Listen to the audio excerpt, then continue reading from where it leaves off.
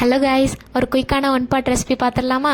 Morning எழுந்திரிச்சு என்னடா லஞ்சுக்கு எடுத்துகிட்டு போகலான்னு யோசிக்கிற ஒர்க்கிங் உமனுக்கும் சரி, பேச்சுலர்ஸ், காலேஜ் ஸ்கூலுக்கு என்ன லஞ்ச் பாக்ஸ் கொடுக்கலான்னு யோசிக்கிற ஹவுஸ் ஒய்ஃபுக்கும் சரி, ஒரு ஈஸியான டேஸ்டியான ரெசிபி தாங்க இது. Must try.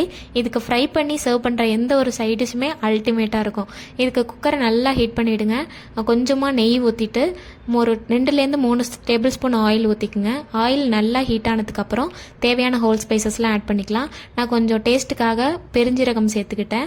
அப்புறம் பட்டை, கிராம்பு நல்லா வெடிச்சதுக்கு அப்புறமா நம்ம ஆனியன் சேர்த்து நல்லா வதக்கி விட்டுறலாம். நல்லா வதங்கட்டும். கொஞ்சம் ப்ரௌன் கலராக ஆனதுக்கப்புறம் நம்ம ஒரு கை அளவுக்கு புதினாவை சேர்த்துக்கலாம். புதினாவை நல்லா வதக்கி விட்டுட்டு நான் இஞ்சி பூண்டை அரைச்சி வச்சுருக்க பேஸ்ட்டை நல்லா ஆட் பண்ணிக்கோங்க. சிம்மில் வச்சுட்டு அதை கொஞ்சம் வதக்கி விடுங்க. அப்போ தான் கொஞ்சம் இதில் அடி பிடிக்காமல் இருக்கும். ஸோ வதக்கினதுக்கப்புறம் 4-5 பச்சை மிளகா சேர்த்துட்டு ஒரு தக்காளி ஆட் பண்ணிக்கிட்டேன். தக்காளி நிறையா ஆட் பண்ணாதீங்க, ஃப்ளேவர் சேஞ்ச் ஆகிடும். ஸோ நல்லா இதானதுக்கப்புறம் பட்டாணி காஞ்ச பட்டாணி இருந்தால் நைட்டே ஊற வச்சுடுங்க. நான் இல்லாதனால இந்த பட்டாணி சேர்த்துக்கிட்டேன். கொஞ்சமாக தேவையான அளவுக்கு உப்பு சேர்த்துக்குங்க.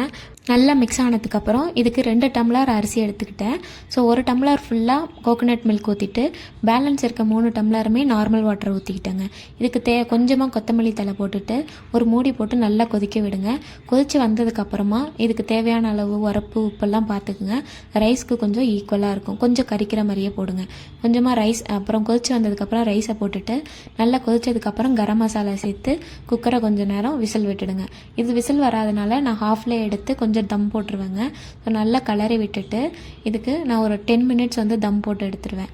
தம் போட்டு எடுத்தோம்னா நல்லா உதிரியாக வருங்க. ஸோ நம்ம சேனல் உங்களுக்கு பிடிச்சிருந்துச்சுன்னா மறக்காமல் சேனலை சப்ஸ்கிரைப் பண்ணுங்கள். அண்ட் பிடிச்சவங்க லைக்கும் பண்ணிவிடுங்க. தேங்க்யூ ஃபார் வாட்சிங் அவர் சேனல்.